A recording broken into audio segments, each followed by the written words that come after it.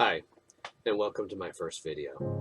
My name is Nathan Szynski, and I'm the author of Crossing the Rubicon, a personal journey of self-acceptance of a proud gay man.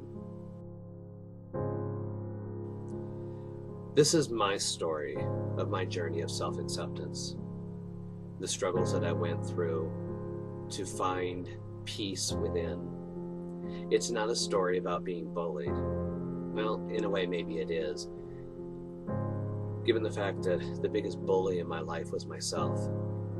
Growing up, I knew that I was different. I just didn't realize what different meant. Once I reached puberty, I started to understand those differences, and I hated myself for them. I did everything that I could to try and conform to what I believed the world wanted me to be. And that was one of my problems.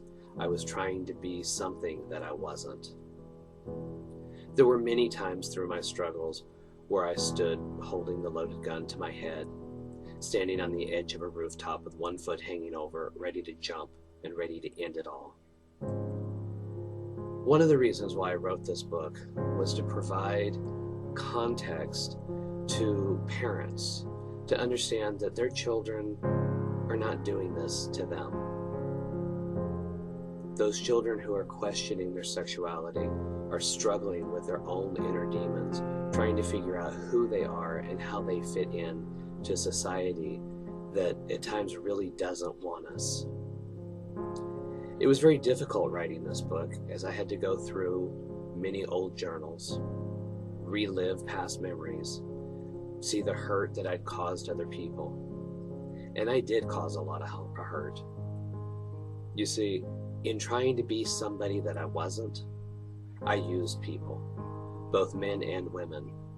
I hid behind women and used men for my own pleasure. Even when I did find love, I was conflicted.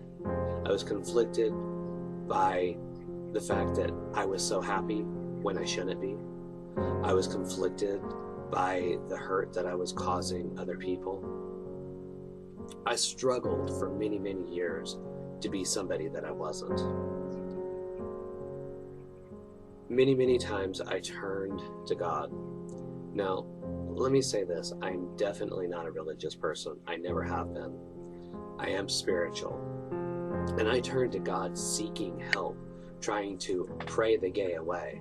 I wanted to be what everybody expected me to be. My journey did bring me to an understanding with God. He did answer me. He didn't answer me in the way that I expected, nor was it the answer that I was seeking. I can remember countless times sitting in a church while living in Guatemala, begging, crying, pleading with God to take away this desire that was within me. So why did I write this book?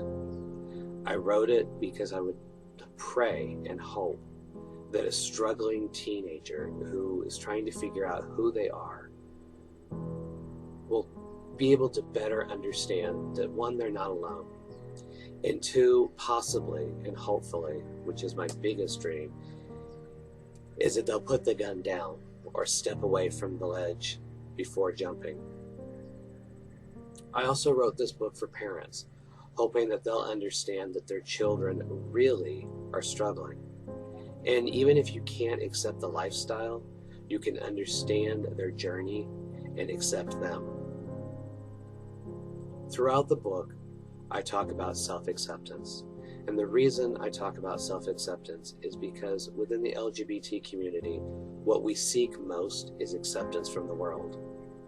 But many of us cannot accept ourselves, and if you can't accept yourself, how can you expect anybody else to accept you? This is my first video, and it's short, but it won't be my last.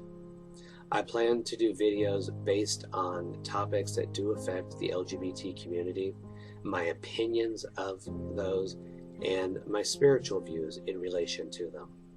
If you like what you hear, please like and subscribe. Let the healing begin now.